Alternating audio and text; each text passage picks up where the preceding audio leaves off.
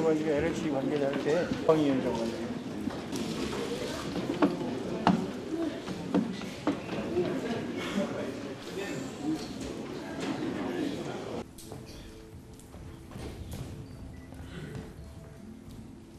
경제적 국민 원내대통령 이름이 화려했습니다. 그런데 이 시기에 왜 당대표의 출마를 결심하셨습니까? 제가 노무현 정부의 경제부총리를 마치고 바로 이제 국회에 들어왔죠. 노무현 어머니의 주님의 뜻을 이해했다 하는 것이 제가 지금까지 정치하면서 내가 하겠습니다.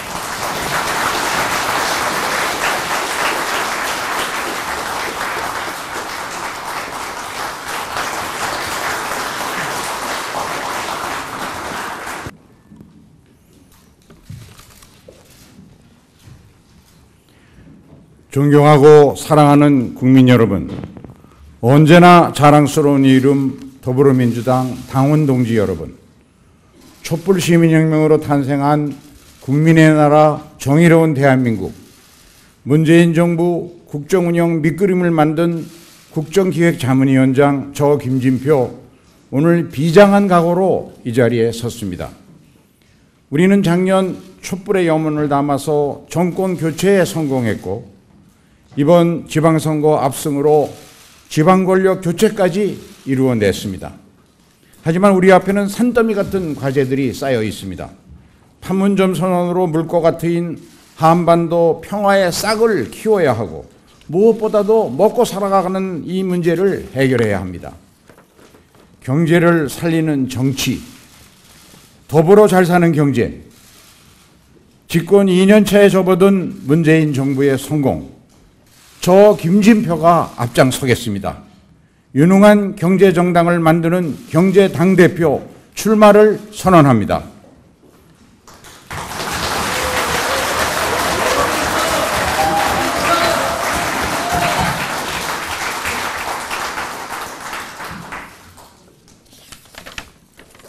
존경하고 사랑하는 당원 동지 여러분, 우리는 지난 6.13 지방선거에서 유례없는 압승을 거두었습니다.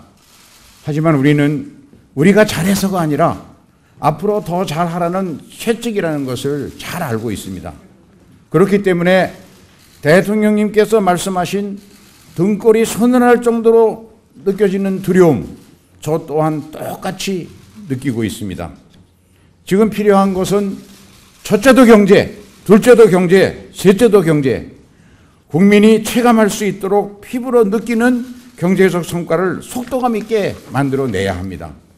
체감, 속도, 성과, 이것을 만들어야만 1년 9개월 앞으로 다가온 2020년 총선에서 승리해서 정권교체, 지방권력 교체에 이어서 의회권력 교체까지 완성할 수 있습니다. 존경하고 사랑하는 당원 동지 여러분, 김대중 대통령님이 발탁하고 노무현 대통령님이 경제부총리, 교육부총리로 2번이나 선택한 저 김진표, 두 분 대통령님에게 커다란 빚이 있습니다. 그 빚을 갚기 위해서 이 자리에 섰습니다. 정의가 강물처럼 흐르는 세상, 사람 사는 세상, 두 분 대통령님의 꿈을 현실로 만들어야 합니다. 그러기 위해서는 문재인 정부의 성공 반드시 이루어내겠습니다. 경제 당대표라야 가능합니다. 김진표라야만 할 수 있습니다. 존경하고 사랑하는 당원 동지 여러분, 경제가 하루아침에 좋아질 수는 없습니다. 소득주도 성장 정책이 성과를 거두는 데에도 한반도의 평화와 번영이 우리 경제를 북방으로 대륙으로 뻗어나가게 만드는 데에도 시간이 걸릴 수밖에 없습니다. 그렇기 때문에 소득주도 성장의 바퀴와 함께 혁신 성장의 바퀴를 굴려야만 국민이 체감하는 경제를 살릴 수 있습니다. 저는 그것이 중소벤처 창업 열풍을 만드는 일이고 그를 통한 혁신 성장을 앞당겨야 한다고 생각합니다. 혁신 성장이 성공하려면 지금처럼 은행이 앉아서 담보만 잡고 돈만 꿔주는 낡은 금융 시스템을 혁파해야 합니다. 중소벤처 스타트업이 가진 경제력을, 잠재력을 평가해서 창업을 콱콱 밀어줄 수 있는 금융 혁신이 필요합니다. 융자에서 투자로 금융 개혁이 이루어지고 시장 메커니즘에 따라서 중소벤처 스타트업으로 돈이 흘러들어가야만 창업 열풍이 불같이 일어나서 혁신 성장이 성공할 수 있습니다. 그러나 말은 쉽지만 아무나 할 수는 없습니다. 이번 정기국회 금융혁신과 규제 개혁을 위한 골든타임입니다. 당, 정, 청 모두 경험한 경제당대표 저 김진표만 할 수 있다고 감히 자부합니다.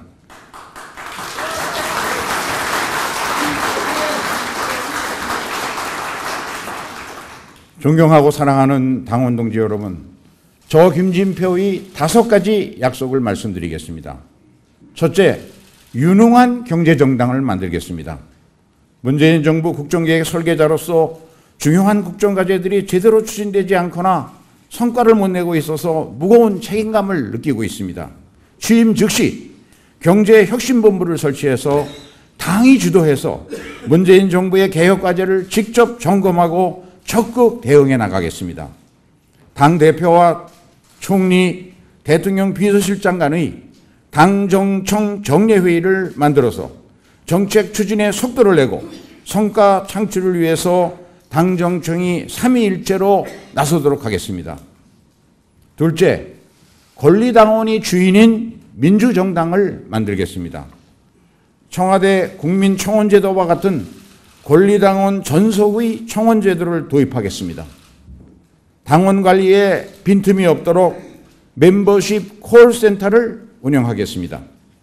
선거 1년 전에 반드시 공천룰을 확정해서 공정성과 예측 가능성을 높이고 권리당원의 공천 참여 권한을 대폭 확대하겠습니다.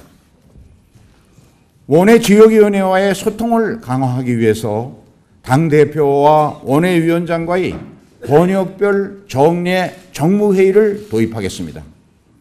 셋째, 국민에게 신뢰받는 정책정당을 만들겠습니다. 민주당의 모든 구성원들이 각자의 전문성과 창의성을 최대로 발휘할 수 있는 네트워크 정당을 만들겠습니다. 정책위 의장을 원내대표와 런닝메이트로 선출하는 제도를 도입하겠습니다. 문재인 당대표 시절 도입했던 지역위원회와 지방정부, 지방의원들의 좋은 정책과 성과를 발표하고 공유하는 정책 엑스포로, 제가 처음으로 책임을 맡아서 했습니다만 정책 엑스포를 부활하고 활성화하겠습니다. 넷째, 항상 열려있는 스마트 정당을 만들겠습니다. 블록체인에 기반한 전자투표 시스템을 도입해서 신속하고 안정된 의사결정을 상시화하고 권리당원 참여를 적극 보장하겠습니다. 소속 국회의원들과 권리당원들이 관심 상임위원회별로 참여하는 인터넷 정책위원회를 만들고 이러한 정책을 입법화해서 추진하도록 하겠습니다. 지역위원회 소속 당원만이 아닌 온라인 당원들을 대상으로 한 디지털 정당 개념의 이파티 플랫폼을 도입하겠습니다. 이렇게 민주당은 always on, 항상 열려있는 스마트 정당으로 발전해 갈 것입니다. 다섯째, 지방정권 교체에 부응하는 강력한 분권 정당을 만들겠습니다. 기초자치단체장 중 권역별 대표를 당무위원회 당연직으로 선임하도록 당원을 보완하고 지방정부의 목소리를 담아내겠습니다. 지방정권 교체의 주역인 기초단체장들과 권역별 지방분권 정책협의회를 정례적으로 열고 당대표를 비롯한 당 지도부가 모두 함께 참여해서 기초단체장들과의 실질적인 소통 통로를 열어서 전국 구석구석 현장의 목소리가 우리 당의 정책 대안으로 제시되고 입법화될 수 있도록 할 것입니다. 시도지사를 포함한 지방선거 후보자 공천권 전부를 시도당에게 이양하겠습니다. 각 시도당의 정책 기능을 강화하기 위해서 민주연구원의 분원을 설치하겠습니다. 한 가지만 더 말씀드리겠습니다. 야당과의 협치 매우 중요합니다. 개혁 입법, 야당과 협력해야 합니다. 제가 추구하는 야당과의 협치는 전략적 협치입니다. 우리 130명 국회의원 모두가 인적, 정책적 네트워크를 총가동해서 야당과 전략적 협치의 주역이 될 수 있도록 해나가겠습니다. 우리 130명 국회의원 모두가 중앙권력 교체와 지방권력 교체의 1등 공신들입니다. 공신은 제대로 대접받아야 합니다. 민평당과의 통합 절대 하지 않겠습니다. 우리는 우리의 틀을 안정감 있고 일관되게 유지하며 경제를 살려서 문재인 정부를 성공시켜야 합니다. 존경하고 사랑하는 당원 동지 여러분, 우리는 열린우리당 시절의 실패를 반면교사로 삼아야 합니다. 2004년 총선에서 152석으로 출발하고도 당이 분열되고 국민들의 신뢰를 잃어버림으로써 지방선거, 대선, 총선까지 내리참패하면서 정권을 내줬던 우를 다시는 범해서 안 됩니다. 문재인 정부가 성공해야만 나라다운 나라를 만들어가는 행진을 계속할 수 있습니다. 지금 우리에게 필요한 것은 자신의 이익을 앞세우는 탐욕의 정치가 아니고 기꺼이 자신을 희생할 수 있는 솔선수범 선당후사의 리더십입니다. 저 김진표 자기 정치를 하지 않겠다는 약속을 드립니다. 오로지 유능한 경제정당을 만드는 데에만 올인하겠습니다. 당 혁신의 길은 끝이 없습니다. 문재인 정부 성공을 위해서 혁신된 당의 면모를 갖추고 유능한 경제정당을 완성하는 길에 뜻을 함께하는 모든 혁신 동지들과 손을 맞잡고 힘차게 함께 해나가겠습니다.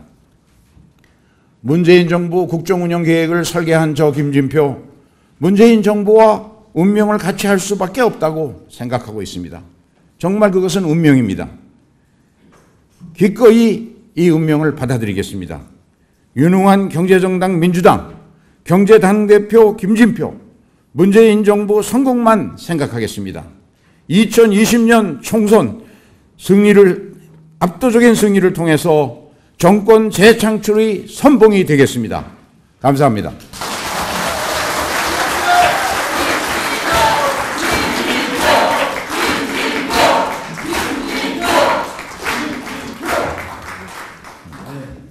문재인 정부의 성공과 우리 민주당의 승리를 위해서 어떤 결의를 보여주는지 여러분 잘 아시겠죠?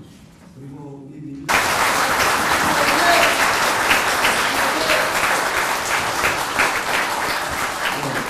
이제부터는 기자님들로부터 많은 궁금한 사항. 네. 그동안 이제 단일화 논의를 해왔던 것은 차기 당대표의 가장 중요한 책무, 그것은 1년 9개월 뒤에 총선을 압도적으로 승리로 만들어야 하는데, 그러기 위해서는 당을 철저히 혁신해서 유능한 경제정당으로 만들어서 국민들에게 체감 경제 성과를 만들어 보여드리는 것밖에 답이 없다. 이 점에 대해서 그것이 문재인 정부 성공을 확실히 담보하는 길이다. 이 점에 대해서 생각을 같이 하고 있는 지금 말씀하신 전해철, 최재성 후보들과 우리는 같은 생각을 가지고 정치적 지향성이 같고 지지 세력도 같으면, 그러면 그 지지 세력들과 함께 후보를 단일화하는 게 맞지 않느냐 하는 생각을 가지고 단일화 논의를 계속해 왔습니다. 많은 공감대가 있고 또 생각이 많이 좁혀졌습니다. 특히 전해철 의원과는 아주 많은 공감대가 있고 상당히 생각이 좁혀졌습니다. 다만 최재성 의원께서는 아직 대화할 시간이 부족해서 그런지 조금 더 앞으로 논의해야 할 여지가 남겨져 있습니다. 그런데 우리의 이러한 노력이 언론이나 국민들에게는 어떤 특정 계파의 무슨 를 위한 그런 좁은 후보 단일화 이렇게 받아들이는 것이 안타까워서 제가 두 분 후보들의 양해를 구했습니다. 우리의 진정한 의미가 이번 전당대회가 경제 살리기 전당대회야 하고, 그런 우리의 생각을 국민들에게 알리기 위해서라도 내가 먼저 출마 기자회견을 하겠다. 그거를 양해해 달라 해서 두 분의 양해를 받고 오늘 기자회견을 하게 된 겁니다. 앞으로 그동안 해왔던 논의는 또 계속해 나갈 것입니다. 네, 답변이 네.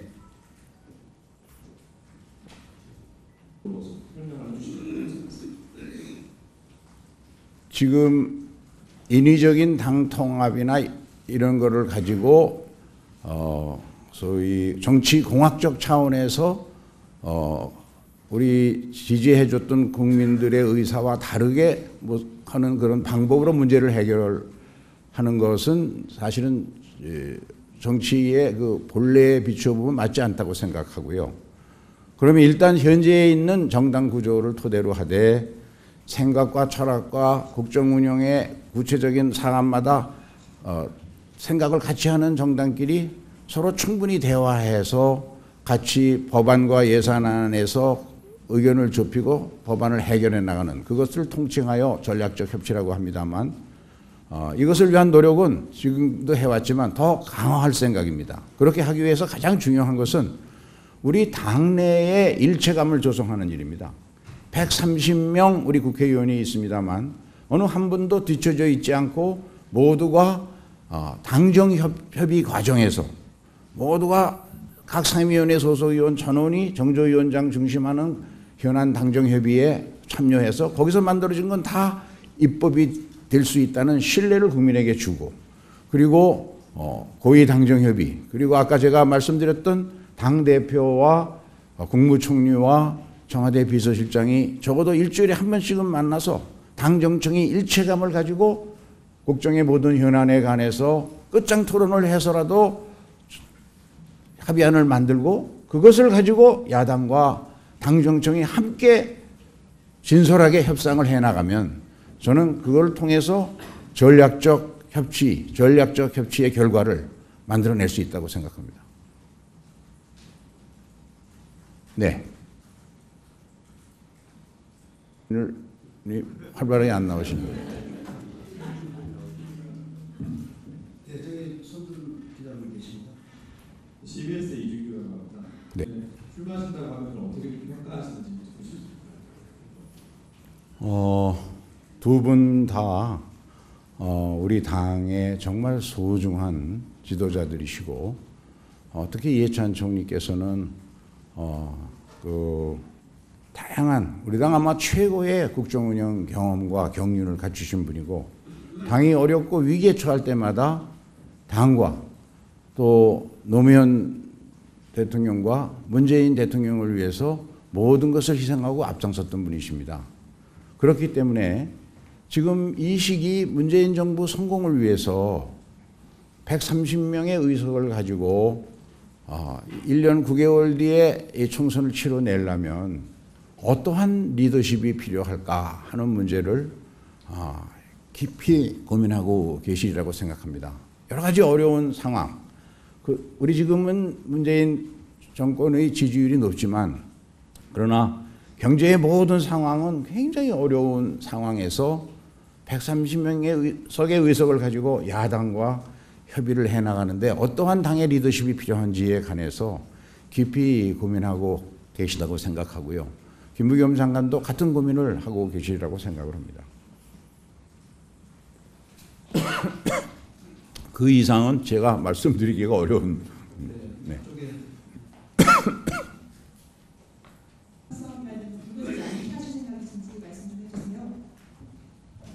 예, 사실 작년 대통령 선거 그리고 이번 지방선거를 통해서 우리 당의 종전 야당의 아주 고질적인 계파 문제는 거의 해소가 됐다고 생각합니다.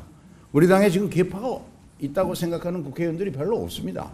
다 문재인 계파입니다. 뭐 어떤 소위 언론에서 비주류라고 분류되시는 어떤 후보자가 언론에 나와서 내가 문재인 대통령하고 제일 가까운데 왜 나를 갖다가 그러느냐 이렇게 얘기하는 거 여러분 들으셨을 겁니다. 그런데 정치라는 것이 상임위원회도 하고 지역 특별로 또 대표를 갖고 하다 보면 같이 점심을 먹고 저녁을 먹고 생각을 얘기하고 자연스러운 친교의 모임은 그건 자연스러운 현상이고 어느 나라 정치에도 있습니다. 그런데 왜 이런 계파가 생겼을까?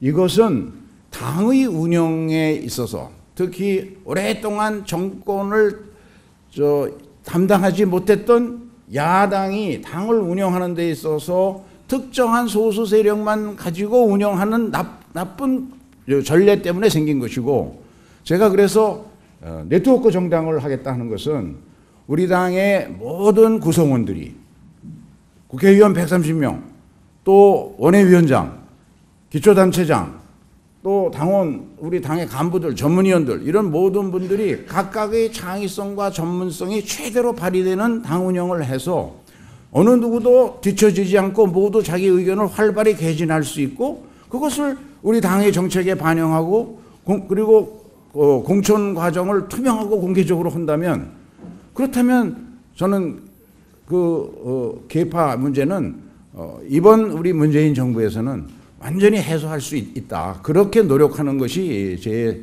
소신이고 그렇게 해갈 겁니다. 네.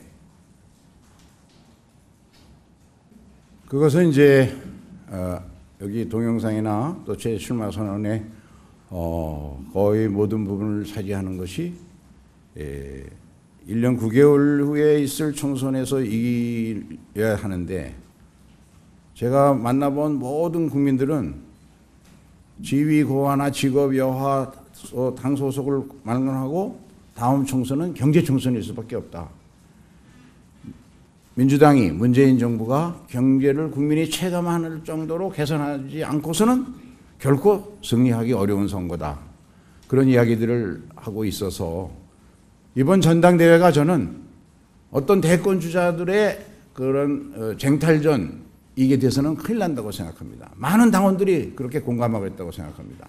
이번에는 문재인 정부 출발한 지 이제 2년 차에 들어서는데 모두가 하나가 되어서 유능한 경제정당 만들고, 그렇게 하기 위해서 잘못된 당의 운영할 게 있으면 혁신을 해서 유능한 경제정당을 만드는 일, 그것은 정부에서 30여 년간 중요한 경제개혁 조치들, YS 정부 때 금융실명제, 부동산 실명제 제가 국장 때 주도해서 성공시켰고, 또 DJ 정부 때 이 외환위기를 극복하는 과정에서 금융개혁, 재벌개혁 직접 담당했었고, 그 뒤에 청와대 정책기획수석으로 또 국무조정실장으로 당에 와서 모든 당직을 다 최고위원, 정책위의장, 원내대표 경험한 저 같은 사람의 그 정책 능력, 이것이 가장 적임이다.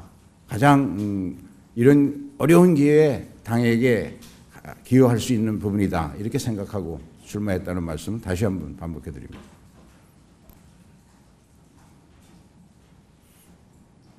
후에 관한 게 바람직한가, 그리고 정책 주도권을 정권에 어떻게 가져가는 건가, 그런 점에 대해서 좀.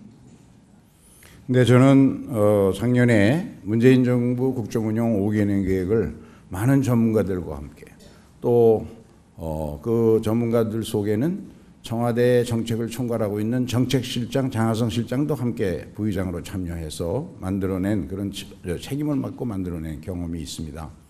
대통령의 이 개혁,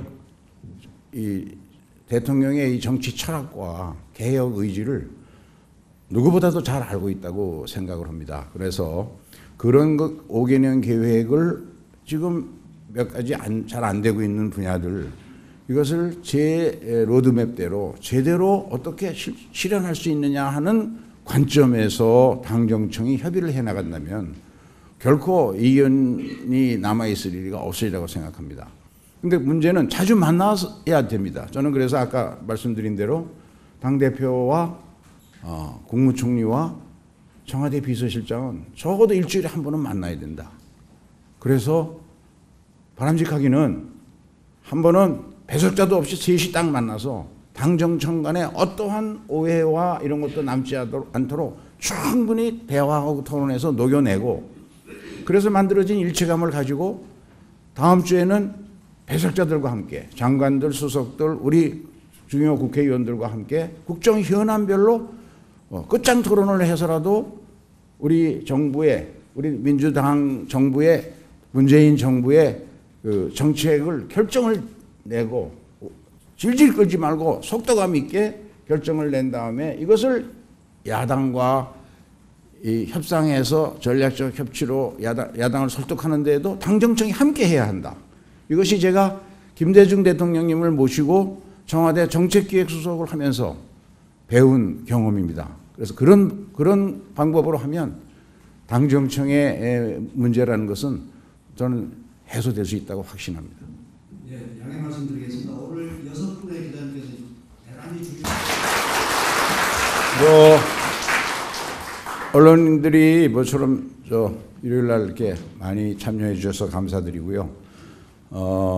오늘 이 동영상과 출마 선언문을 이제 언론사를 비롯해서 우리 당원들에게 이제 보내드리지만 이 경제라는 게 구체적으로 들어가면 굉장히 내용이 복잡하고 그래서 하루 정도 시차를 가지고 이미 다 준비됐습니다만 경제에 관한 것을 다시 한번 자세하게 풀어서 문제는 총론적 주장은 누구나 할 수 있지만 이걸 구체적으로 실천하는 전략이 있어야 돼서 그런 전략적 분야에서 제가 얘기하는 중소벤처 창업 열풍을 위한 금융개혁을 어떻게 만들어낼 것인가 이 자료도 언론인에게 또 우리 당원 동지들에게 다 나누어 드리려고 하고 이렇게 그다음에 세 번째는 다 그렇게 하기 위해서는 당을 어떻게 혁신해야 되는가 셋으로 나누어서 보내드리려고 합니다. 그 과정에서 언론인들께서 관심 있으신 분들 열심히 좀 읽어봐 주시면 고맙겠고요.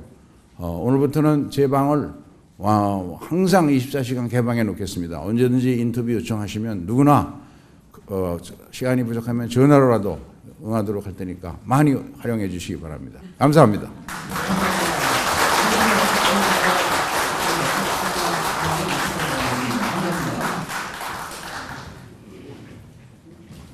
기념사진 한번 찍으시겠어요?